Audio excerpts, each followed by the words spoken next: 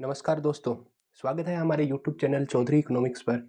ये second part होगा HPSC के पेपर का, जो है हरियाणा के असिस्टेंट प्रोफेसर की लास्ट वैकेंसी 2017 के नाम से, जिसकी अक्टूबर 2020 में एग्ज़ाम हुई थी। 100 ऑब्जेक्टिव क्वेश्चंस थे उसमें, और उनमें से 50 का हम डिटेल सॉल्यूशन पहले पार्ट में कर चुके हैं। अगर आपने वो नहीं देखा है तो पहले आप 50 क्वेश्चन अगर देखना चाहते हैं तो वो देख लें, और इस पार्ट में मैं बाकी के 50 ऑब्जेक्टिव क्वेश्चन करवाने की कोशिश करूँगा, ठीक है। आंसर की जो बोर्ड ने जारी की थी वही बताई जाएगी। जैसे कि आपको पता है कि इस बार पैटर्न चेंज हुआ है। जो 2024 की वैकेंसी है उसमें स्क्रीनिंग टेस्ट होगा 100 नंबर का, और उसके बाद सब्जेक्टिव होगा, और लास्ट टाइम तक सब्जेक्ट के ओनली 100 क्वेश्चन ही आते थे, ऑब्जेक्टिव टेस्ट होता था। सो उसी टेस्ट का सॉल्यूशन करवा रहे हैं जो ऑब्जेक्टिव था, आया था लास्ट टाइम। और जैसा कि ऐसा कहा जा रहा है कि स्क्रीनिंग टेस्ट में 80 to 85 क्वेश्चन जो हैं वो सब्जेक्ट के आएंगे, यानी इकोनॉमिक्स के, और अराउंड 10-15 क्वेश्चन जो एजुकेशन साइकोलॉजी है, या लॉजिकल रीजनिंग है, या डेटा इंटरप्रिटेशन है, या हरियाणा का कुछ जीके या उससे रिलेटेड आ सकते हैं। अभी 100% श्योरिटी नहीं है। और साथ साथ हम देखेंगे जिस टॉपिक पे क्वेश्चन आया है उससे रिलेटेड क्या क्या एक्स्ट्रा क्वेश्चन बन रहे हैं, उनको भी डिस्कस करने की कोशिश रहेगी। और जो करंट के क्वेश्चन आए हैं 2020 में, कोशिश करेंगे कि उनका आंसर आज के हिसाब से देने की। और एंड तक ज़रूर देखना, इसमें एंड में मैं एनालिसिस करूंगा कि इस पेपर में कौन से टॉपिक का, जैसे आपके सिलेबस में 11 टॉपिक दे रखे हैं एचपीएससी के द्वारा, तो उसमें कौन से टॉपिक के कितने क्वेश्चन आए थे ये ऑब्जेक्टिव वाले में, तो वैसा ही परसेंटेज रहने वाला है स्क्रीनिंग में भी, ठीक है। और अगर आपको सॉल्यूशन से ज़्यादा लेना देना नहीं है, आपको केवल पीडीएफ चाहिए पीवाईक्यू का, तो आप चौधरी इकोनॉमिक्स चैनल ज्वाइन करें, और उसका लिंक जो है कमेंट में मिल जाएगा आपको, पिन कमेंट में, और डिस्क्रिप्शन में भी मिल जाएगा। विदाउट स्पेस अगर आप टाइप करेंगे चौधरी इकोनॉमिक्स तो आ जाएगा उसमें, ठीक है। चलो स्टार्ट करते हैं। Question number 51। सो ये करंट का क्वेश्चन है। So in the year 2019-20, as per the budget estimates, out of every rupee earned maximum share is likely to be। सो ये प्राप्तियों की बात कर रहा है कि गवर्नमेंट की जो रिसीट्स थी उनका परसेंटेज कैसे कैसे गया है 2019-20 बजट के अनुसार। तो अराउंड 8 क्वेश्चन करंट के आए हैं, उसमें ज़्यादातर बजट के हैं। तो अभी भी अगर आपका दिसंबर के बाद एग्ज़ाम होता है तो ये जो जुलाई में बजट आया है उसके आने के पूरे पूरे चांसेस हैं। सो रिसीट बजट के नाम से आपको डॉक्यूमेंट मिलेगा, उसमें सबसे ज़्यादा इनकम टैक्स। सो 2024-25 का मैं आपको डेटा दिखा देता हूँ, मतलब आप खुद भी सर्च कर लेना। पर 2024-25 का, जैसे ये क्वेश्चन तो अभी अपना इतना रिलेवेंट है नहीं, इसमें ए ऑप्शन था उस टाइम पे। तो अभी का डेटा अगर देखूं तो सबसे ज़्यादा जो है गवर्नमेंट की जो प्राप्तियां का अनुमान है वो है इनकम टैक्स से। इनकम टैक्स से सॉरी कितना है, 11.87 लाख करोड़, ठीक है। इनकम टैक्स से सेकंड पे आएगा जीएसटी, जिस पे है 10.61 लाख करोड़ रुपीज़ है ये, ठीक है। जीएसटी के बाद आएगा कॉरपोरेशन टैक्स, जो इस क्वेश्चन में फर्स्ट पे है। कॉरपोरेशन टैक्स है और वो आएगा 10.20 लाख करोड़। और नॉन टैक्स रेवेन्यू जो है, नॉन टैक्स हो जाएगा 5.45 लाख करोड़। सो ये डेटा मैंने लेटेस्ट बजट से उठाया है। सो ये जो भी क्वेश्चन आ रहे हैं बजट आपको ज़रूर पढ़ना है, और ये डेटा बजट से उठाया है, आप सर्च करके देख सकते हैं। The financial year of the reserve bank of India is. So reserve bank India का जो पहले था वो 1 जुलाई से 23 जून तक था। तो जो ये पूछा गया है उस टाइम पे इसका सही आंसर जुलाई से जून था। लेकिन 2020-21 में इंडियन जो फिस्कल ईयर है, जो कि अपना होता है 1 अप्रैल से 31 मार्च, उसमें इसको मर्ज कर दिया गया। तो इसकी वजह से क्या हुआ कि एक जो आरबीआई का फाइनेंशियल ईयर था वो छोटा हो गया, क्योंकि जुलाई से जून होने वाला था और उसको हमने जुलाई से 31 मार्च को ही ख़त्म कर दिया, और फिर हम मार्च से करने लग गए 2020-21 में। सो 1 जुलाई 2020 से 31 मार्च तक 2021 तक रह गया, यानी 9 मंथ का रहा। आरबीआई का एक फाइनेंशियल ऐसा था जो 9 मंथ का ही रहा ऑफिशियली, क्योंकि पहले जुलाई टू जून होता था, उसको हमने मार्च से 1 अप्रैल से 31 मार्च तक वाला जो इंडियन फाइनेंशियल ईयर चल रहा है उसमें बजट वाला, तो उसमें मर्ज किया, तो इसकी वजह से बीच में वो 3 महीने ख़त्म हो गए। तो इसका ऑप्शन सी हो जाएगा। ठीक है, नेक्स्ट चलते हैं। Terms of trade refer to, terms of trade refer to excess of import expenditure over export earning, trade agreement between two nations, ratio between export and import prices. So इसमें C option होगा। Terms and condition on which a countries offer loan, ऐसा कुछ नहीं है, ratio है। और ये terms of trade के 6-7 टाइप भी दे रखे हैं, ये 7 प्रकार की होती है। The ratio between the index of export prices and the index of import prices होता है ये, मतलब एग्जैक्ट डायरेक्ट प्राइस नहीं होते, उनका इंडेक्स होता है। इंडेक्स एक वैल्यू होती है जो सब प्राइस को लेके बनाई जाती है, ठीक है, 100 में से। तो ये जो 7 टर्म्स ऑफ ट्रेड है मैंने यहाँ लिखने की कोशिश करी है। कमोडिटी टर्म्स ऑफ ट्रेड और net barter terms of trade जो टॉसिंग ने दी है, यहाँ मैंने इनके जो जिन्होंने प्रतिपादन किया है उनके नाम भी लिखे हैं। सो आई थिंक चारों का वाइनर है, एक बार इसको चेक कर लेना अपनी साइड से भी। और gross barter terms of trade Taussig है, income terms of trade Dorrance का है, और single factorial double factorial Viner का है, और लास्ट वाले भी वाइनर के। सो इनका डेफिनेशन पूछ लिया जाता है कई बार, और ज़्यादातर डायरेक्ट क्वेश्चन जो आता है वो डायरेक्ट यही पूछा जाता है कि किसने क्या दिया। ठीक है, नेक्स्ट पे चलते हैं। Stolper Samuelson theorem postulates the imposition of tariff by a nation causes the income of the factors of nations. So Stolper Samuelson, ये इंटरनेशनल ट्रेड का क्वेश्चन आया है दूसरा, 54 नंबर, राइट। सो इनके अनुसार क्या होता है, फ्री ट्रेड होगा तो उस फैक्टर का या साधन का फायदा होगा जो अबंडेंट है, जो प्रचुर मात्रा में है। तो फ्री ट्रेड होगा तो प्रचुर मात्रा वाले को फायदा होगा, लेकिन अगर टैरिफ लग जाएगा तो उल्टा हो जाएगा। कैसे? For example, suppose India laptop import कर रही है यूएसए से, और कैपिटल अबंडेंट है लैपटॉप, मतलब लैपटॉप बनाने में कैपिटल ज़्यादा लगती है, ठीक है। तो इंडिया अगर यूएसए से ले रही है तो इंडिया एक कैपिटल स्कैर्स कंट्री है, और अगर लैपटॉप कैपिटल की कमी है इंडिया में, और अगर लैपटॉप के इंपोर्ट पर इंडिया टैरिफ लगा देती है, गवर्नमेंट क्या करती है कि लैपटॉप पहले जो 1 लाख का आ रहा था उसको 1.25 लाख या 1.5 लाख का कर दे, सपोज टैरिफ लगा दे, तो बाहर का लैपटॉप महंगा हो जाएगा। तो इंडिया में जो डिमांड है वो बाहर वाले से नहीं, मतलब जो डोमेस्टिक मार्केट में बाहर का लैपटॉप महंगा हो जाएगा।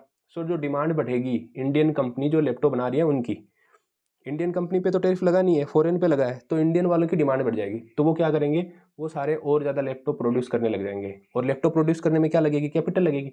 सो इंडियन डोमेस्टिक मार्केट में कैपिटल को फायदा होगा।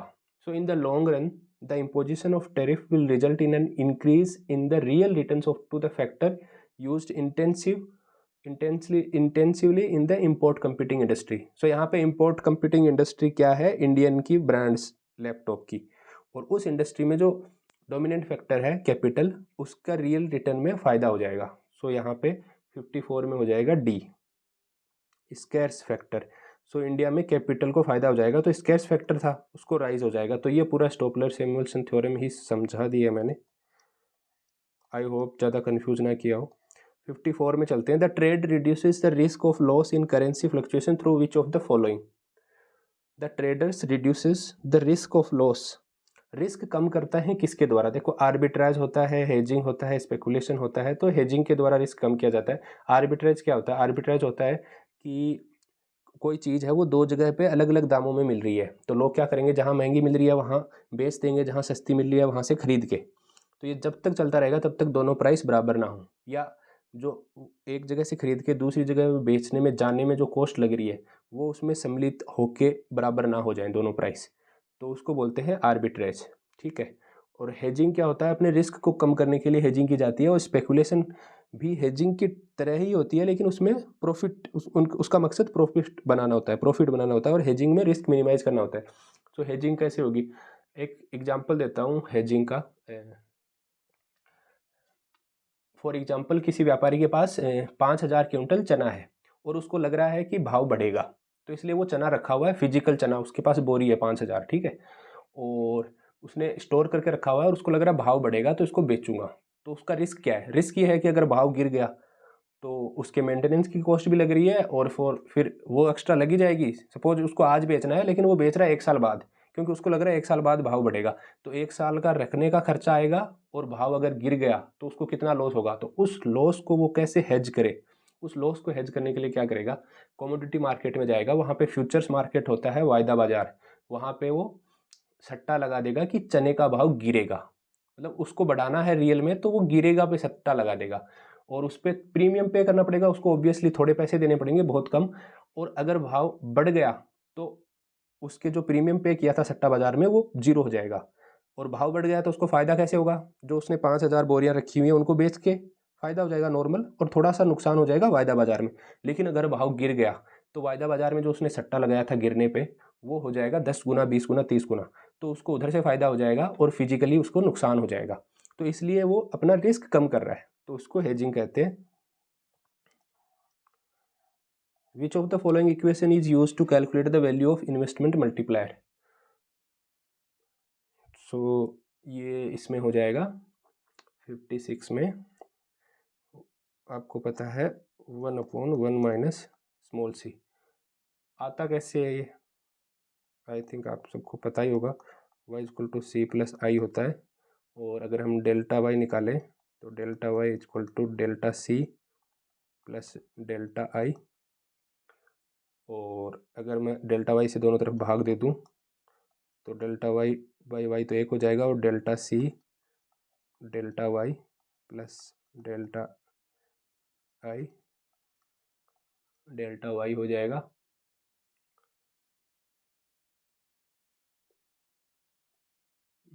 उसके बाद क्या करेंगे, delta y by delta y by del I, ये है अपना मल्टीप्लायर, इन्वेस्टमेंट मल्टीप्लायर, कि इन्वेस्टमेंट बढ़ने से कितना आउटपुट, कितनी इनकम बढ़ रही है। सो इसमें से ये निकालना है, तो क्या क्या करेंगे, पहला तो ये इसको स्मॉल सी बोलते हैं, पहले इसको इधर ले जाएंगे तो आ गया 1 माइनस सी, फिर इसको उल्टा करना है तब ये आएगा, तो हो गया 1/1 माइनस सी। ठीक है, नेक्स्ट चलते हैं। मैचिंग मैचिंग वाला आ गया, चलो मैचिंग मैचिंग करते हैं। Match the demand for money approach given in the list 1 with their propounders given in the list 2। So inventory theory, cash balance, portfolio balance, quantity theory of money. So 57 में बोमल का, आपको पता है बोमल का inventory theoretic approach है बोमल का, ठीक है, इसमें मिला देते हैं। कैश बैलेंस है कैम्ब्रिज के इकोनॉमिस्ट का था, तो इसमें 3 हो गया, इसमें 4 हो गया। पोर्टफोलियो बैलेंस है टोबिन ने बोला था कि पोर्टफोलियो रखे गए, एक पोर्टफोलियो बनाएगा। केन्स ने बोला था कि या तो मनी रखेगा या बॉन्ड रखेगा, तो टोबिन ने बोला था मनी बॉन्ड दोनों रखेगा, एक पोर्टफोलियो बनाएगा। इसका आगे भी टोबिन का क्वेश्चन है, 1-2 आगे भी। और क्यूटीएम अपने हो गया फिशर का, तो 3 4 2 1 वाला कौन सा ऑप्शन हो जाएगा, 3 4 2 1 आई थिंक सी हो जाएगा, 57 में सी। 58 में चलते हैं, पब्लिक फाइनेंस का क्वेश्चन आएगा। Which of the following is tantamount to absence of taxation. So taxation के एब्सेंस मतलब बिल्कुल टैक्स दिया ही नहीं, तो वो किसके बराबर है, तो शिफ्टिंग ऑफ टैक्स, तो टैक्स जा रहा है ना सरकार के पास, टैक्स का रूपांतरण वो भी जा रहा है, टैक्स कैपिटलाइजेशन कहीं ना कहीं टैक्स जा रहा है, इवेजेस जो है इवेजन, टैक्स कर अपवंचन, इवेजन करते हैं तो उसमें टैक्स तुम नहीं दे रहे हो, तो इसमें सी हो जाएगा। Which of the following are relevant in zero base budgeting. So 4 statement दिए हुए हैं। Each item of expenditure is challenge in pre budget review, no minimum level of expenditure is allowed to be taken as given, expenditure on each item is increase marginally. तो zero base budgeting जो था concept अपना, Peter pier ने दिया था 1970 में, 1970 में P pier, और इसमें था कि जीरो से स्टार्ट करना, और भाई बजट ऐसे नहीं कि पिछली बार 30 हुआ था, पिछली बार 30 लगा तो इस बार हम 35 ही तो कर रहे हैं, ऐसा कुछ नहीं होगा, तुमको 35 का भी जीरो से बताना पड़ेगा। तो इसमें ये था I think each item of expenditure challenge, एक तो चैलेंज किया जाता है बजट में, और ऐसा नहीं कि भाई पिछला बार 30 था तो इस पिछले साल तो इस साल हम 30 से स्टार्ट करेंगे, नहीं, कोई मिनिमम लेवल एक्सपेंडिचर गिवन नहीं, ऐसा नहीं होगा कि भाई ये तो दिया हुआ है कि 30 तो दिया हुआ है और हम 30 से स्टार्ट करते हैं, उन्होंने बोला जीरो से स्टार्ट होगा, तो ये 2 हो जाएंगे। Items of expenditure are taken for granted when budget is prepared for the next year, तो ये इसका उल्टा ही बोल रहा है, इसका उल्टा बोल रहा है ये, तो ये नहीं होगा, तो 1 और 2 हो जाएगा, 1 और 2 हो जाएगा 59 में सी। नेक्स्ट चलते हैं, a tax is impose upon monopoly profits. So monopoly के प्रॉफिट पे जो टैक्स दिया जाता है, माइक्रो का क्वेश्चन आ गया, लमसम टैक्स, मतलब माइक्रो का भी है और टैक्स वाले पब्लिक फाइनेंस का भी मान सकते हैं इसको। सो लमसम टैक्स अगर लगता है मोनोपोली पे तो वो शिफ्ट नहीं किया जा सकता। उसका कारण ये है कि अगर मार्जिनल कॉस्ट ऑफ प्रोडक्शन पे असर पड़ता है कि हर एक जो यूनिट प्रोड्यूस करने में जो कॉस्ट लगती है, अगर उस पर असर पड़ता है तो उसको शिफ्ट किया जा सकता है। लेकिन अगर फिक्स कॉस्ट, लमसम टैक्स तो फिक्स टैक्स है ना, एक फिक्स अमाउंट है, तो वो फिक्स्ड कॉस्ट की तरह ट्रीट किया जाएगा और उसको शिफ्ट नहीं किया जा सकता। तो 60 में हो जाएगा कैन नॉट बी शिफ्टेड, इसमें कि पार्सली शिफ्टेड, शिफ्टेड बैकवर्ड, और अगर पर यूनिट टैक्स लगता है तो वो शिफ्ट किया जा सकता है। तो यहाँ पे मोनोपोली प्रॉफिट की बात हो रही है, तो डी हो जाएगा इसमें। अगर आपको लगता है कि कोई क्वेश्चन में आपका कोई अलग राय है तो ज़रूर कमेंट करके बताएं। The premise that benefits of economic growth will reach all sectors of population is called, कि भाई एक इकोनॉमिक ग्रोथ हुई, एक जगह पे हुई तो सबको थोड़ा थोड़ा फ़ायदा मिलेगा, नीचे तक पहुँचेगा, चाहे ऐसे ही पहुँच रहा हो, तो उसको क्या बोलेंगे, ट्रिकल डाउन। कि ट्रिकल डाउन, बिखर के टुकड़े टुकड़े नीचे गिरेगा, कद्दू कटेगा तो सब में बटेगा। ठीक है, 61। तो इसमें माना जाता है कि हाई जीडीपी ग्रोथ रेट है जो वो गरीबी को भी हटा देगी। मतलब उनको लग रहा है कि अगर हम गरीबों पे डायरेक्ट भी ध्यान ना दें और बस अपनी जीडीपी ग्रोथ में ध्यान दें तो वो गरीबी को हटा देगी। लेकिन वो हटाएगी कैसे, जॉब क्रिएट करके, लोगों को पैसा देके लोगों के हाथ में। लेकिन अगर जॉबलेस ग्रोथ हुई, जो कि इंडिया की ग्रोथ मानी जाती है 1980-90 के आसपास, जॉबलेस ग्रोथ, तो गरीबी उतनी नहीं हट पाएगी, जो कि इंडिया की नहीं हट पाई अभी तक। In whose growth model entrepreneurs role is pivotal, निर्णायक रोल किस में है। सो एंटरप्रेन्योर की बात करें या इनोवेटर की बात करें तो हम करते हैं शुम्पीटर डायरेक्ट। ठीक है, 62 में, और इसने 1911 में दिया था ये entrepreneurs model. The classical model of economic development किस पे जोर देता है, ठीक है, लेसेज फेयर, हस्तक्षेप की नीति, कि भाई गवर्नमेंट नहीं होगी, मार्केट खुद करेगा। जी हाँ, देता है, कैपिटल एक्यूमुलेशन पे देता है। तो इसमें 63 में सी हो जाएगा। तो मुख्य विशेषता जो थी इसमें यह था कि कैपिटल एक्यूमुलेशन इज की टू इकोनॉमिक डेवलपमेंट, कि विकास, आर्थिक विकास करना है तो इकट्ठा करना पड़ेगा कैपिटल। ठीक है, और हस्तक्षेप होगा, मार्केट खुद ब खुद चलने दो, तो सी हो जाएगा इसमें। 64 में चलते हैं। There are 4 phases of business cycle, identify the correct sequence of occurrence. So I think ये PYQ के क्वेश्चन है, नेट के या कहीं के, तो ये आ जा रहे हैं। सो जनरली यहाँ से शुरू होता है, मतलब लोग बोलते हैं कि भाई ये बिजनेस साइकिल हो गया, बट एक्चुअल जो सीक्वेंस होता है ना करेक्ट, वो यहाँ से शुरू होता है और यहाँ तक, यानी इसको क्या बोलते हैं, ट्रो कुछ बोलते हैं, ट्रफ, और ये बोलते हैं पीक। सो यहाँ से लेके यहाँ तक। तो इसमें क्या होगा, सबसे पहले तो इसके बाद आएगी रिकवरी, रिकवरी के बाद पूरा साइकिल ये हुआ नहीं अभी तक, आधा ही हुआ है। रिकवरी के बाद आएगा एक्सपेंशन, एक्सपेंशन के बाद पीक आएगा, और पीक के बाद आएगा रिसेशन, और रिसेशन के बाद आएगा डिप्रेशन। ठीक है, फिर आएगा ट्रो। तो ट्रो टू ट्रो होती है ना, वो एक बिजनेस साइकिल होती है, इसको ट्रो बोलते हैं। प्रोनाउंसिएशन क्या है इसका, ट्रुफ है, ट्रो है, देख लेना। ठीक है, मतलब नीचे वाले बिंदु से नीचे वाले बिंदु तक, तो वो एक्चुअल करेक्ट सीक्वेंस होती है। सो 64 में डी हो जाएगा।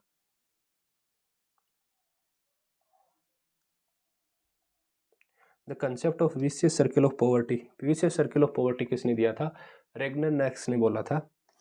आप सबको ये पता ही होगा, इसका थोड़ा बता देता हूँ कि रेगनर नैक्स ने बोला था कि गरीब इसलिए गरीब है कि उनके पास पैसे नहीं है। A country is poor because it's poor, वो गरीब है क्योंकि वो गरीब है। फिर आए थे गुनार मिडाल, उन्होंने आई थिंक उनका बुक था एशियन ड्रामा ऐसे करके, तो उन्होंने वो बोलते हैं कि रेगनर नैक्स या जो ये आइडिया ना कि भाई उनके पास पैसे नहीं है इसलिए गरीब है, कि भाई उनके पास पैसे नहीं है इसलिए गरीब है, तो ये आइडिया थोड़ा इनकम्प्लीट है। वो बोलते हैं कि रेगनर नैक्स ने ऐसे ही किताबी बातें कर दी हैं, AC में बैठ के ज्ञान दे दिया, जैसा आज की भाषा में बोलते हैं। बहुत सारे सोशल, रिलीजियस, पॉलिटिकल और कल्चरल रीजन होते हैं गरीबी के। मतलब लोगों की सोच में ही ऐसा होता है, उनके कल्चर में ही ऐसा होता है कि घर से बाहर नहीं जाना, ये नहीं करना, वो करना। तो जैसे राहुल गांधी ने एक बार स्टेटमेंट दिया था कि poverty is a state of mind, और मीडिया में बहुत उछला था। तो वो उसने गुन्नार मिर्डाल की बात बोली थी ऐसे, कि वही जो मिर्डाल ने बोला था कि सोशल, पॉलिटिकल और कल्चरल रीजन है गरीबी के, ना कि उनके पास पैसे नहीं है इसलिए वो पैसों को इन्वेस्ट नहीं कर सकते, तो पैसों से पैसे नहीं बना सकते इसलिए गरीब है, जबकि उनकी सोच ही गरीब वाली है। तो poverty is a state of mind, Rahul Gandhi का स्टेटमेंट मिर्डाल से प्रभावित था। मतलब राहुल गांधी ने खुद तो नहीं बोला होगा, कहीं से पढ़ के या किसी ने लिख के दिया होगा ऑब्वियसली। ठीक है, match the following and select the correct answer from codes below. ठीक है, इनको मैच करते हैं। Critical minimum effort, critical minimum effort था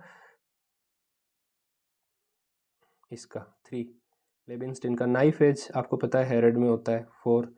bastard golden age R F Kahn ने दी थी, बास्टर्ड गोल्डन एज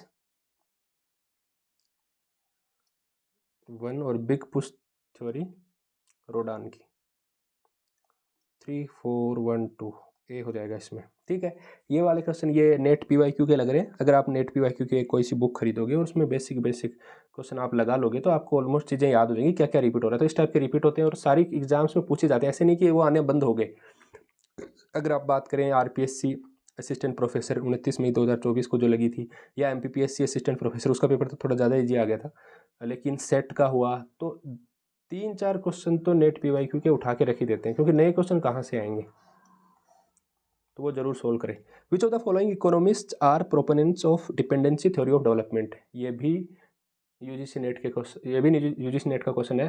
तो 1949 में मेनली प्रेविस सिंगर के द्वारा दी गई थी, जिसमें बताया गया कि टर्म्स ऑफ ट्रेड जो अंडर डेवलप्ड कंट्रीज हैं इनका बिगड़ता जाता है related to developed countries over time.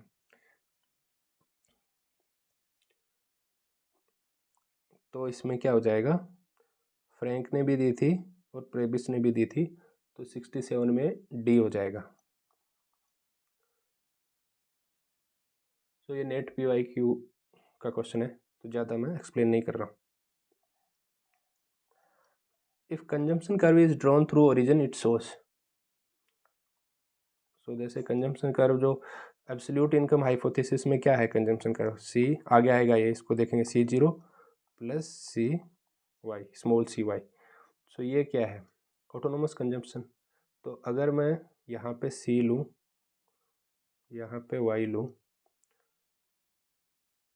तो ये ऐसे जाएगा और ये जो होगा वो C0 होगा।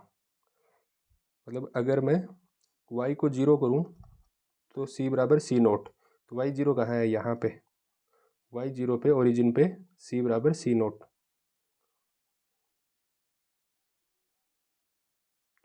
सो अगर ओरिजिन से नहीं है तो एब्सोल्यूट इनकम ये बताता है, अगर ओरिजिन से जा रहा है इसका मतलब आपका ये फॉर्म में है। ठीक है, सो इसमें अगर हम एमपीसी निकालें तो del C by del Y, तो कांस्टेंट इनटू वाई है तो इसका क्या हो जाएगा के। और अगर हम एपीसी निकालें, एपीसी क्या होता है सी बाई वाई, तो ये भी के। तो अगर ओरिजिन से जा रहा है इसका मतलब कांस्टेंट नहीं है, इक्वेशन में कांस्टेंट नहीं है, इसका मतलब प्रोपोर्शनल है, इसको प्रोपोर्शनल भी बोलते हैं, proportional.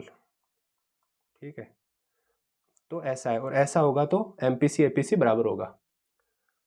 So consumption and income are the same, MPC is equal to APC, MPC will decline. So इसमें ये ऑप्शन हो जाएगा MPC equal to autonomous consumption is positive. तो ऑटोनोमस कंजम्पशन C0 यहाँ पे 0 है, ओरिजिन से जा रहा है, मतलब डायरेक्ट रिलेशन है प्रोपोर्शनल। प्रोपोर्शनल का मतलब होता है ये अगर 10%, ये अगर 10% बढ़ेगा तो ये k इंटू 10% बढ़ेगा, मतलब उसके प्रोपोर्शन में बढ़ेगा कुछ। और अगर यहाँ बीच में C0 लगा हुआ तो वो C0 भी इफेक्ट करेगा इसके बढ़ने पे। ठीक है, नेक्स्ट चलते हैं। With different values of alpha propensity to consume and beta accelerator coefficient, Samuelson in his theory of business cycle claimed that there will be explosive cycle for which of the following values of alpha and beta. So alpha beta का जो ये इसका है ये question 69 number trade cycle का, business cycle का question है। 2-3 question आए हैं इसके। सो जो इसने दिया था सैमुअलसन ने, तो उसमें किस टाइप की साइकिल होगी उसके लिए अल्फा और बीटा की वैल्यू दी हुई थी। तो ज़्यादा एक्सप्लेन तो अपने सिलेबस में इतना बाहर का है नहीं, आपको डायरेक्ट याद करना है। तो उसके लिए मैं एक दे देता हूँ नीचे, और इसमें ये पर्टिकुलर जो एक्सप्लोसिव पाथ है वो बी हो जाएगा 0.6 और 2।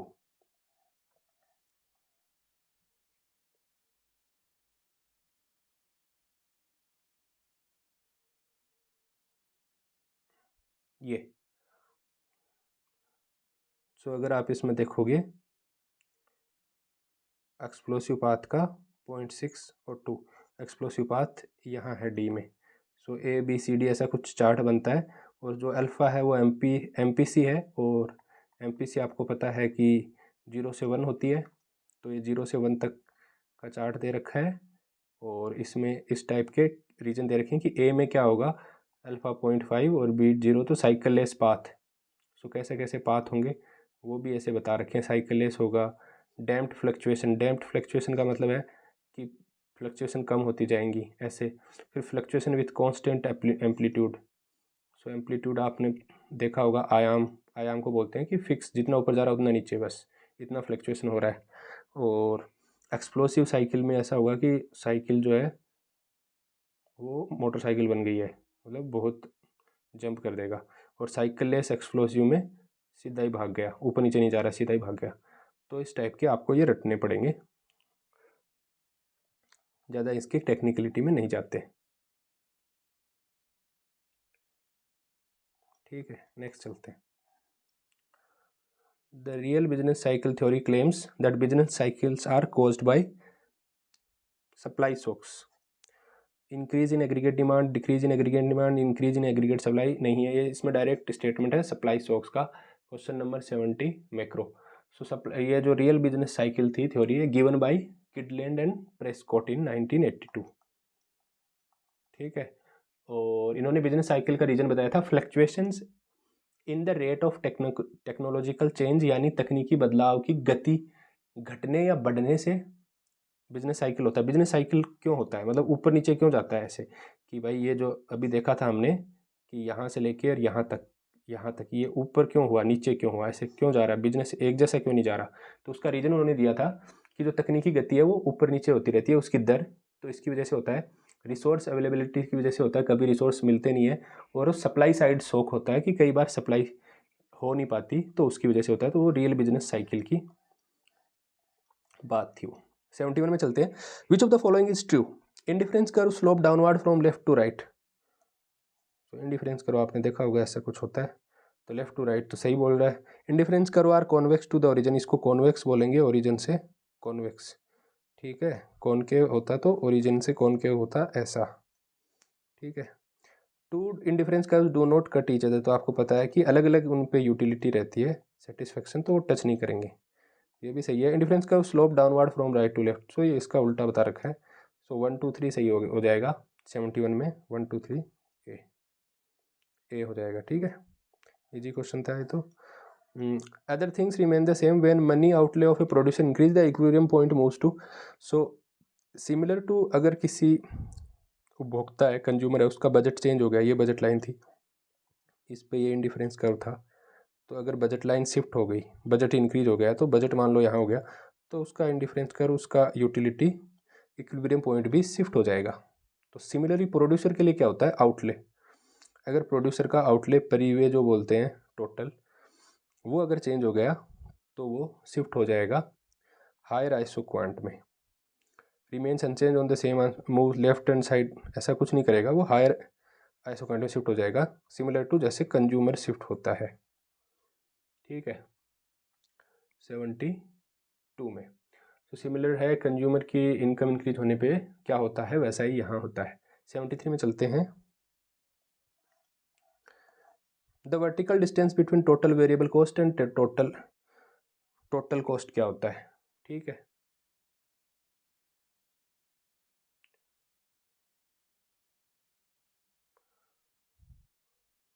टोटल फिक्स्ड कॉस्ट होता है। टोटल फिक्स्ड कॉस्ट जो होता है, अगर आप बोलें कि टोटल फिक्स्ड कॉस्ट क्या है, तो ये फिक्स है कि कितनी भी क्वांटिटी आगे इंक्रीज हो, ये कॉस्ट जो है एक बार लग गई, बाद में अगर ज़्यादा प्रोड्यूस करोगे तो वो कुछ लगने वाला नहीं है। और उल्टा एस कर्व जो होता है वो टीवीसी होता है, टोटल वेरिएबल कॉस्ट, और टोटल कॉस्ट उसके पैरेलल होगा। टोटल वेरिएबल कॉस्ट अगर ये एस है,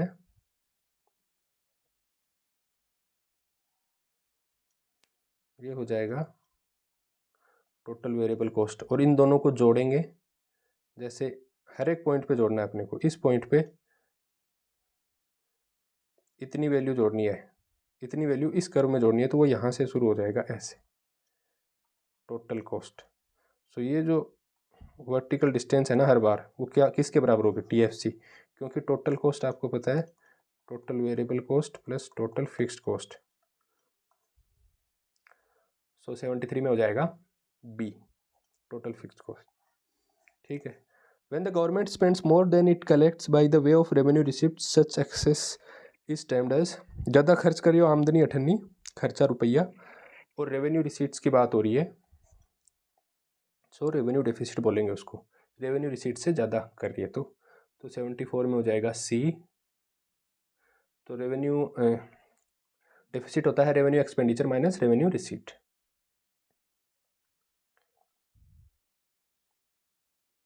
ठीक है, 75 में चलते हैं। Who among the following economist is not associate with the theory of growth of public expenditure. So 75 में चलते हैं। सो वागनर सबसे पहले आते हैं, एडोल्फ वागनर। तो वागनर का क्या है, Wagner's law of increasing state activity. तो उसने थ्योरी दे रखी है इंक्रीजिंग स्टेट एक्टिविटी की, कि भाई विकास होगा तो धीरे धीरे चाहे गवर्नमेंट कितनी भी सोई हुई हो, धीरे धीरे उसको स्टेट एक्टिविटी करना ही पड़ेगा। लोग विकास कर रहे हैं तो गवर्नमेंट को भी विकास करना ही पड़ेगा। थोड़ी स्पीड बढ़ाते हैं। और वाइसमैन पिकॉक हाइपोथेसिस जो है उसमें था डिस्प्लेसमेंट, इंस्पेक्शन और कंसंट्रेशन इफेक्ट। और फिंडले सिराज जो है वो ग्रोथ से रिलेटेड नहीं है। फिंडले सिराज ने उन्होंने क्या दिए थे, मतलब ग्रोथ ऑफ पब्लिक एक्सपेंडिचर से रिलेटेड उन्होंने कुछ नहीं दिया था। वाइसमैन पिकॉक का आप इन दोनों का बता ही दिया है, और फिंडले सिराज इसमें ऑप्शन आएगा। और उन्होंने क्या दिया था, उन्होंने दिया था रूल्स ऑफ पब्लिक एक्सपेंडिचर, जिसको क्या बोलते हैं हम, कैनन्स ऑफ पब्लिक एक्सपेंडिचर। तो उसमें क्या है, canon of benefit, canon of economy, canon of surplus और कैनन ऑफ सैंक्शन। सो ये बनता है BESS। तो ऐसे याद कर सकते हो, आपको बेबी को बेस पसंद है, ये दिया था सिराज ने। तो यहाँ पे ग्रोथ की बात हो रही है, ग्रोथ में सिराज ने कुछ नहीं दिया था। ठीक है, अब आ गया बजट का। As per budget estimates for 2019-20, which of the following deficit is likely to be the lowest as percentage of GDP in the case of union government India. So ये सारे टाइप के deficit, revenue deficit, effective revenue, physical deficit और primary deficit, सबकी आपको definition पता होनी चाहिए। साथ में बजट में कितना अनुमान है, 2024-25 का बजट जो जुलाई में है उसमें कितना अनुमान था। लास्ट ईयर के बजट का भी पूछा जा सकता है, 23-24 के बजट में कितना अनुमान था। और अभी ये भी डेटा आ गया है कि 2023-24 में एक्चुअल कितना था। ये 3 चीज़ें पूछी जा सकती हैं। तो आप गूगल करिए, ढूंढिए, और थोड़ा सा मैंने सरल करने की कोशिश करी है।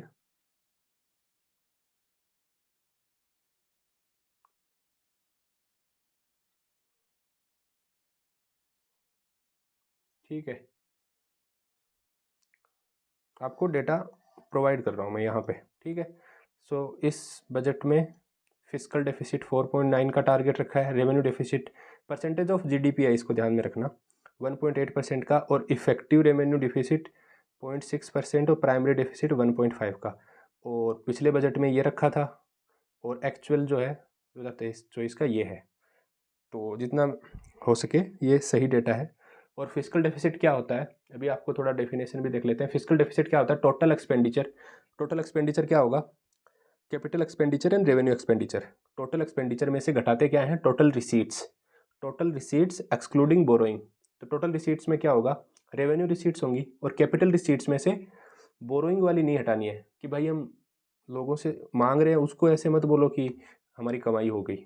जो मांगा है उसको कमाई में मत गिनो। कमाई में क्या आएगा, रेवेन्यू रिसीट्स आएगा, प्लस रिकवरी ऑफ लोन्स आएगा, और कोई अदर रिसीट्स हैं तो वो आएगी। तो ये फिजिकल डेफिसिट हो गया। रेवेन्यू डेफिसिट क्या होता है, revenue expenditure minus revenue receipts, इसका डायरेक्ट फॉर्मूला है। इफेक्टिव रेवेन्यू डेफिसिट क्या होता है, रेवेन्यू डेफिसिट में से थोड़ा ही कम होता है। क्यों कम होता है, इसमें से हम हटा देते हैं grants for creation of capital assets. जो कि रेवेन्यू एक्सपेंडिचर में आता है, कि रेवेन्यू एक्सपेंडिचर में हमने कुछ पैसा ऐसा दे दिया, रेवेन्यू एक्सपेंडिचर जो ईयरली खर्च होता है, तो ऐसा कुछ दे दिया जो ईयरली खर्च नहीं हुआ, उन्होंने कुछ एसेट क्रिएट कर दिए, स्टेट्स को ग्रांट्स दी सेंटर ने, और उन्होंने कुछ एसेट क्रिएट कर दिए जो कि फ्यूचर में काम आएंगे, इन्वेस्टमेंट टाइप हो गया, तो उसको हम अगर हटा देंगे grants for creation of capital assets, तो वो हो जाएगा ERD।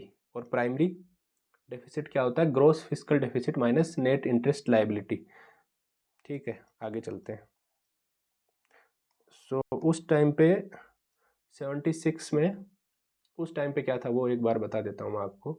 76 में D, उस टाइम पे सबसे कम प्राइमरी डेफिसिट था, और इस बार क्या है? इस बार इफेक्टिव रेवेन्यू डेफिसिट बहुत कम हो गया है। ठीक है,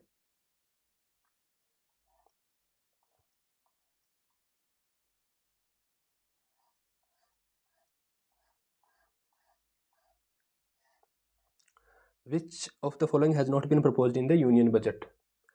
सो उस टाइम के हिसाब से 77 में B होगा, पैन आधार और कभी कभी हो गया, तो ये ज़्यादा रिलेवेंट नहीं है, बजट के मेन पॉइंटर्स पढ़ के ज़रूर जाना। ये अभी इस टाइप का क्वेश्चन इस एग्ज़ाम के लिए बिल्कुल भी रिलेवेंट नहीं है, तो इसको याद मत करना, इसको ड्रॉप कर दो। 78 में चलते हैं। The neutrality of money refers to a situation where, money की मुद्रा की तटस्थता क्या है?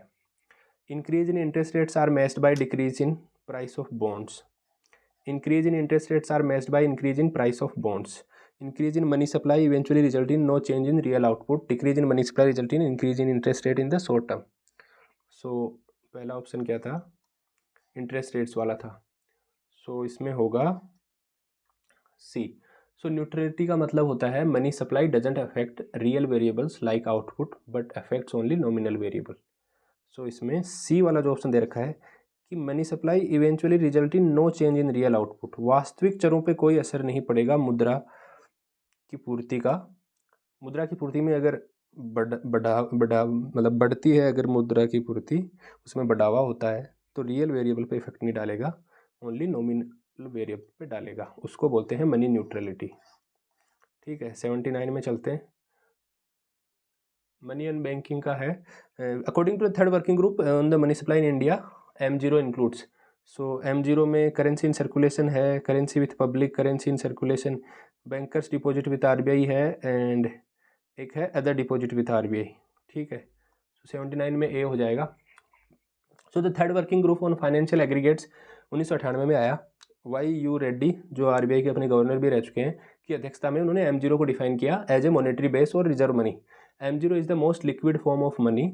जो M0, M1, M2, M3 है, उनमें सबसे ज़्यादा लिक्विडिटी M0 की है, और इसमें क्या आता है? Including cash, central bank notes and coins, bankers deposit with RBI। It also includes other deposits with RBI such as deposits from quasi government and other financial institutions, balances from foreign central banks and government and accounts from international agencies like IMF, उसको भी इसमें include करते हैं M0 में। ठीक है, जल्दी जल्दी पढ़ दिया है। अकॉर्डिंग टू गुरले सहनाई Gurley Shaw, the various substitute of currency and commercial bank demand deposit should be assign different weight according to. तो उन्होंने रिलेशन बताया था कि भाई M0, M1, M2 में भी जो कंसिडर की जा रही हैं, उनमें आपस में इन्होंने रिलेशन बनाने की कोशिश करी थी। 1960 में आई थी, जो मनी को डिफाइन करते हैं as a weighted sum of currency, demand deposits and other deposits and claims against financial intermediaries. तो वेट जो होंगे, अलग अलग वेट दिया जाएगा, परसेंटेज असाइन किए जाएंगे हर एक टाइप की करेंसी को, और जो वेट जो है वो असाइन किए जाएंगे based on how substitutable the currency is, कितना प्रतिस्थापित की जा रही है। मतलब अगर बिल्कुल भी सब्स्टिट्यूटेबल नहीं है तो उसको वेट किस हिसाब से दिया जाएगा। तो इन्होंने NBFC का भी रोल कुछ बताया था, वो अलग टॉपिक है। इन्होंने NBFC के आने से मनी सप्लाई पर सेंट्रल बैंक का कंट्रोल नहीं रहेगा, तो इनकी भूमिका भी इन्होंने डिस्कस करी थी। NBFC यानी नॉन बैंकिंग फाइनेंशियल कॉरपोरेशन, जैसे कि बजाज फाइनेंस, मुथूट फाइनेंस। ठीक है, सो इसमें सब्स्टिट्यूटेबिलिटी की बात हो रही है, प्रतिस्थापन 80 में B। In the context of theory of economic growth match, चलो मैचिंग खेलते हैं। 81 में चलते हैं। कैल्डोर, सो कैल्डोर्स फैक्ट, ये कैल्डोर्स फैक्ट्स जो है स्टेलाइज्ड पहला वाला है। सो Kaldor's facts are 6 statements about economic growth proposed by Nicholas Kaldor in his article in 1961. He described these as stylized view of facts. So stylized view of facts कहीं ज़्यादा मैंने देखा नहीं है, तो इतना इम्पोर्टेंट है नहीं, पर इसका बस नाम याद कर लो कि ये कैल्डोर ने दिए थे। एक्सोजोनस आपने को पता है, सोलो भाई साहब ने दिया था। Golden rule ES Phelps, Michael Phelps से याद करता हूँ मैं तो गोल्डन को, क्योंकि उन्होंने बहुत ज़्यादा गोल्ड जीत रखी है माइकल फेल्प्स ने ओलंपिक में। और ऑप्टिमल ग्रोथ टर्पाइक्स, ये टर्पाइक्स टन पाइक है, ये एन है, ये यू नहीं है, ये टन पाइक है, बस टन पाइक इन्होंने ऐसे बोल रखा है कि एक फास्ट ट्रैक रूट भी ग्रोथ का है, वो ले सकते हैं। तो टन पाइक का लिटरल मीनिंग होता है वैसा हाईवे एकदम सुपर फास्ट वाला, Delhi Mumbai express way type, जिसमें टोल होते हैं। और पाइक बोलते हैं टोल पे जब गाड़ी आती है तो वो डंडा सा आके लगता है वाइट वाला, उसको पाइक बोलते हैं। और टन पाइक टोल को बोलते हैं। तो ऐसा कुछ है। इसका हो जाएगा, कौन सा ऑप्शन हो जाएगा जिस हिसाब से हमने मैच किया है, सी 2143। ठीक है, 82 में चलते हैं। Endogenous growth theory seeks to provide explanation for which of the following determinants of growth that Solow model did not explain. So ये नेट का डायरेक्ट उठ के आया है कि सोलो मॉडल ने क्या एक्सप्लेन नहीं किया था जो इंडोजेनस थ्योरी ने किया है। सो इसमें आएगा role of government in promoting growth. So endogenous theory क्या बोलती है, वो बोलती है कि जो ह्यूमन कैपिटल है उसका बड़ा रोल रहेगा, टेक्नोलॉजिकल प्रोग्रेस। तो उन्होंने बोल दिया था सोलो ने भी कि उसका बाहर का है, एक्सोजेनस रहेगी पर उसका रोल आएगा। लेकिन जो इंडोजेनस ग्रोथ वाले हैं वो बात करते हैं ह्यूमन कैपिटल की, और ह्यूमन कैपिटल में सबसे ज़्यादा रोल किसका होगा, गवर्नमेंट का, कि भाई गवर्नमेंट अच्छे से पढ़ाएगी, गवर्नमेंट अच्छे से संसाधन देगी तो लोग काबिल बनेंगे ज़रूर।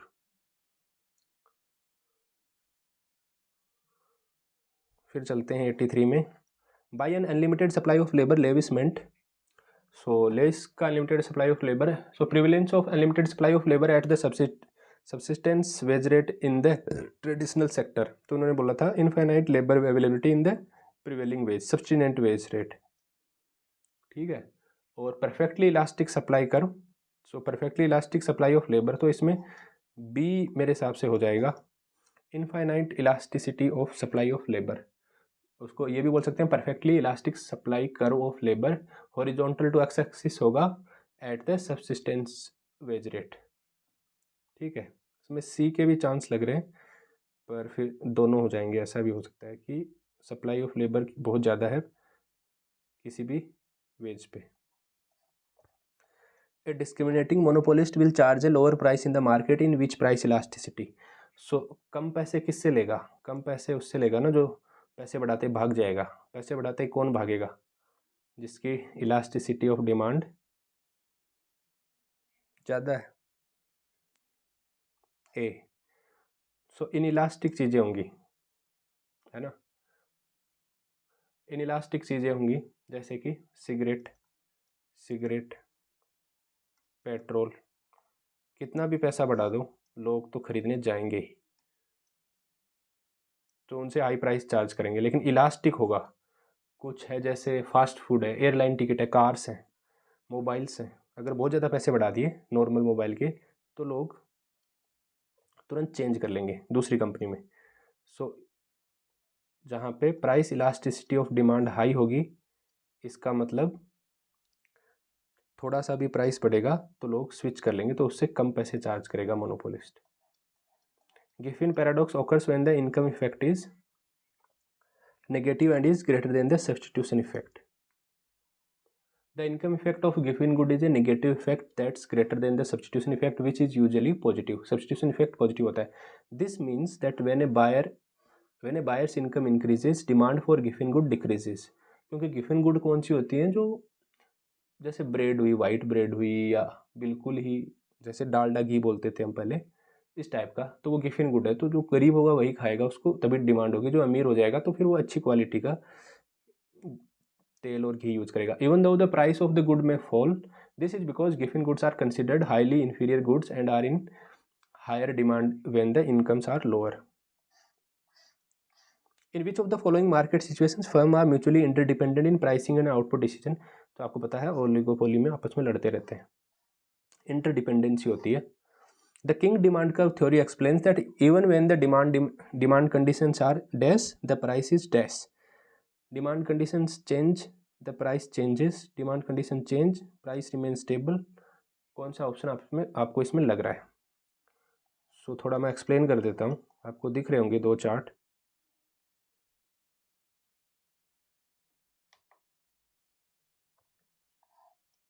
सो किंग डिमांड का मतलब है इलास्टिसिटी चेंज हो रही है, यहाँ पे ये हाईली इलास्टिक है, यहाँ पे कम इलास्टिक है, ठीक है।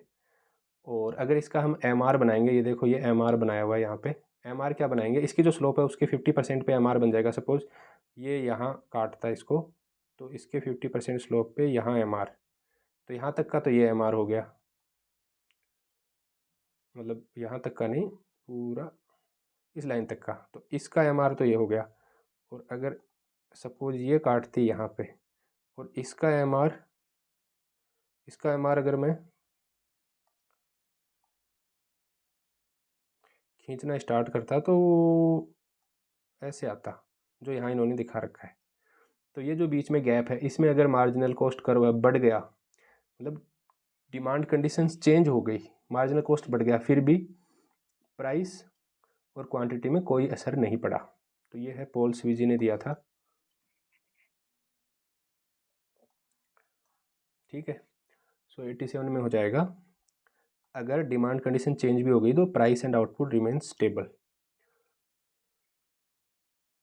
पॉल स्वीजी ने the curve is more elastic above the king and less elastic below it. This means that the response to a price increase is less than the response to a price decrease. Even if there are changes in costs, the price will remain stable so long as the marginal cost curve passes through the gap. ये gap से तब तक जा रहा है H और R का, ये H दिख रहा होगा छोटा सा आपको और ये R दिख रहा होगा, ये जो गैप है MR में, यहाँ से जब तक MC जा रहा है तब तक equilibrium price and output unchange रहेंगे। तो यही इसमें पूछा गया था। Kink demand curve theory explain that even when the demand conditions change the price remain stable. इसको एक्सप्लेन करने की कोशिश करी थी किंग ने। Walras general equilibrium model uses system of simultaneous equation 88 में C. According to Kaldor Hicks compensation criteria, compensation है क्षतिपूर्ति क्राइटेरिया है, a change in economic policy leads to an improvement if the gainers can first compensate the losers can profitably bribe the gainers. ऐसा कुछ नहीं है, the gainers can compensate the loser for their loss and still remains better off. कि लाभार्थी है वो हानिकारक वालों की हानि की क्षतिपूर्ति कर देता है, उसके बाद भी अच्छी स्थिति में है, तो उसको हम इम्प्रूवमेंट बोलेंगे पॉलिसी को। C, Keynes psychological law of consumption states, क्या है केन्स का साइकोलॉजिकल लॉ?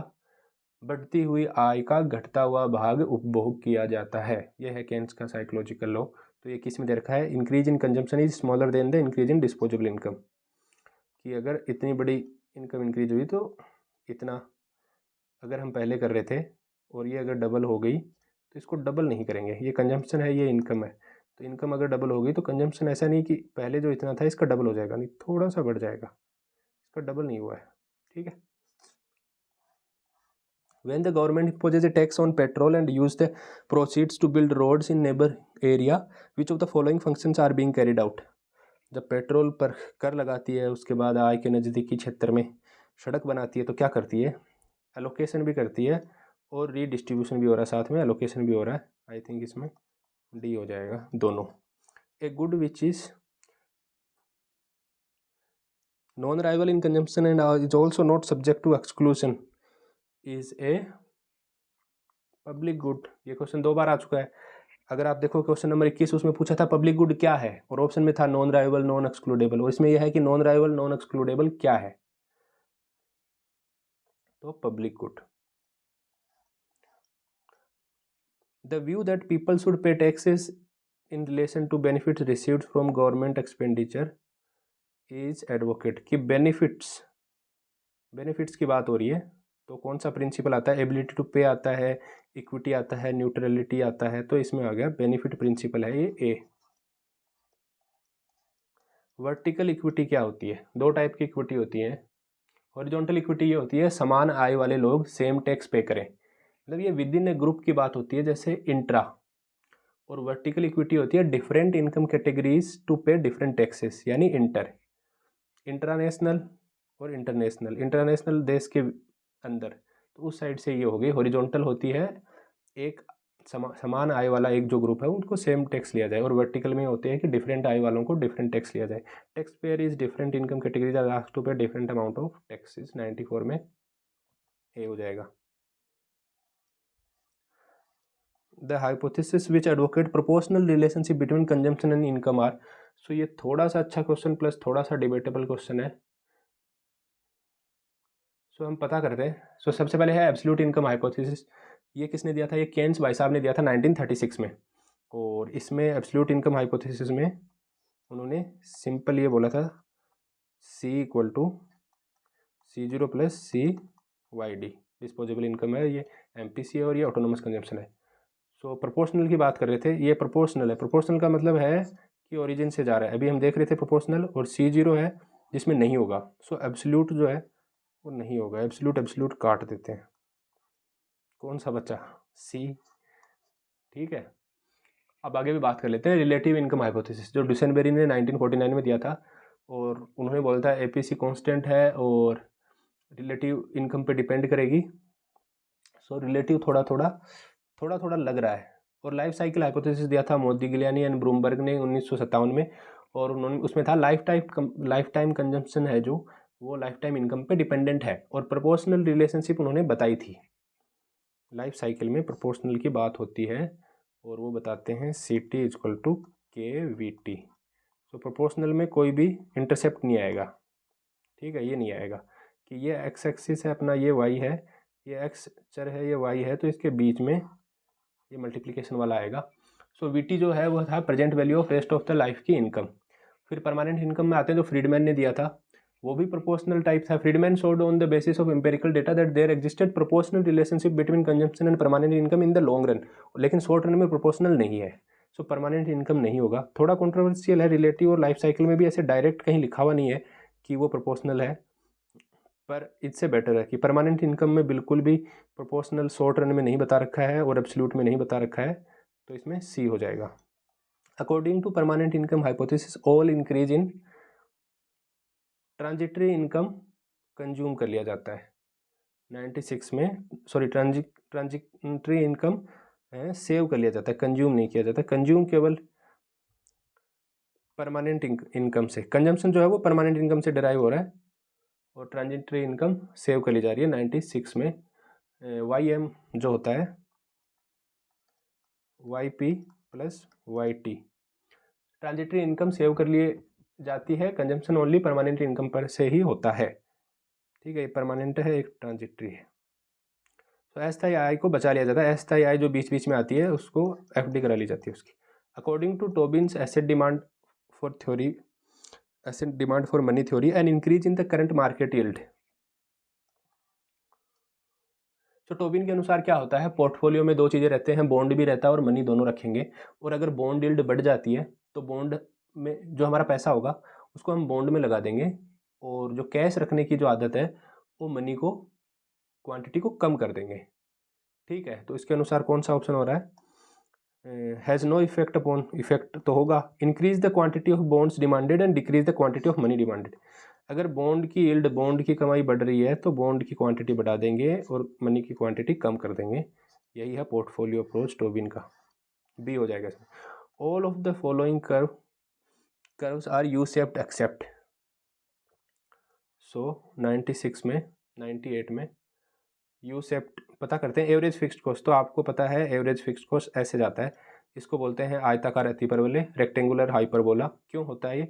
फिक्स्ड कॉस्ट जो होता है वो फिक्स होता है, मतलब कांस्टेंट होता है ना, और एवरेज फिक्स्ड कॉस्ट इसमें क्वांटिटी का भाग दे देंगे, और क्वांटिटी जैसे जैसे आउटपुट बढ़ता जाएगा वैसे वैसे ये तो फिक्स है, तो इसका एक्स वाई इक्वल टू सी इस टाइप का होता है, मतलब एक्स वाई इक्वल टू सी ये लाइन होती है, ये आयताकार अतिपरवलय। तो एवरेज फिक्स्ड कॉस्ट जो होगा वो यू शेप्ड नहीं होगा। एवरेज वेरिएबल कॉस्ट, सो आप अगर ऐसा बनाएं सो ये हो गया मार्जिनल कॉस्ट, ये भी यू शेप है। फिर एवरेज वेरिएबल कॉस्ट,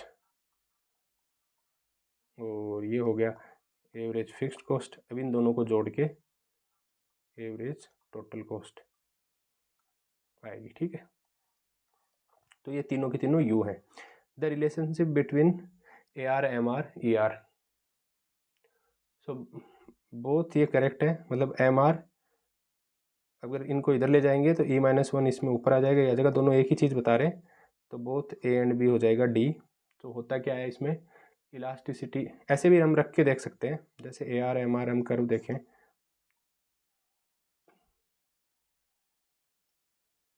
सॉरी थोड़ा ऐसे बना दो, तो यहाँ पे इलास्टिसिटी 1 होती है और इस 1 पे ये MR है वो 0 होता है। तो आप E1 रख के देख लोगे तो MR की वैल्यू 0 आ जाएगी। ऐसे करके देख सकते हो, यहाँ पे इलास्टिसिटी इनफाइनाइट होती है और AR MR दोनों 0 होते हैं। ऐसे करके चेक कर सकते हो, प्लस बाकी है डायरेक्ट रिलेशन, याद रख लो। The law of equimarginal utility states that, तीनों बराबर MUX। सो MUM क्या होगी, marginal utility of money. Money होगी ये 1 यूनिट की, 1 यूनिट, और इधर भी हमको 1 यूनिट में निकालना है, तो जेड की यूटिलिटी में जेड का प्राइस डिवाइड करेंगे तभी 1 आएगा, वाई की यूटिलिटी में वाई का प्राइस डिवाइड करेंगे तभी 1 यूनिट का आएगा। पर यूनिट निकालना है तो बी हो जाएगा इसमें। अब आते हैं एनालिसिस पे, पेपर कैसा आया था, ठीक है, दिख रहा होगा अच्छे से। सो टोटल अपने पास 11 यूनिट दी हुई हैं सिलेबस में। तो यहाँ पे मैंने क्या किया है, यहाँ पे मैंने मैक्रो और मनी को एक साथ कर लिया है, प्लस इकोनोमेट्रिक्स और मैथमेटिक्स जो यहाँ दे रखा है, इन दोनों को मैंने अलग अलग कर दिया। ये दोनों एक साथ दे रखे हैं सिलेबस में और ये दोनों अलग अलग दे रखे हैं, तो फिर भी 11 के 11 ही रहे। तो जैसे इंडियन इकोनॉमी है उसमें 23 क्वेश्चन आए हैं।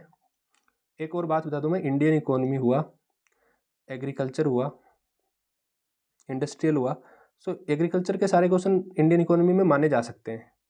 तो मेरे अनुसार ये एग्रीकल्चर के हैं, पर हो सकता है कि कोई इंडियन इकोनॉमी का क्वेश्चन एग्रीकल्चर में भी आ जाए, मैंने यहाँ काउंट कर लिया हो सकता है कोई इंडस्ट्रियल का इंडियन में भी काउंट कर लिया हो, पर ओवरऑल अगर देखा जाए तो 23, क्योंकि इनका अलग सेक्शन दे रखा है, पर एग्रीकल्चर इकोनॉमिक्स को इंडियन इकोनॉमी के अंदर ही मानते हैं, जहाँ पे अलग सेक्शन नहीं दे रखा होता है।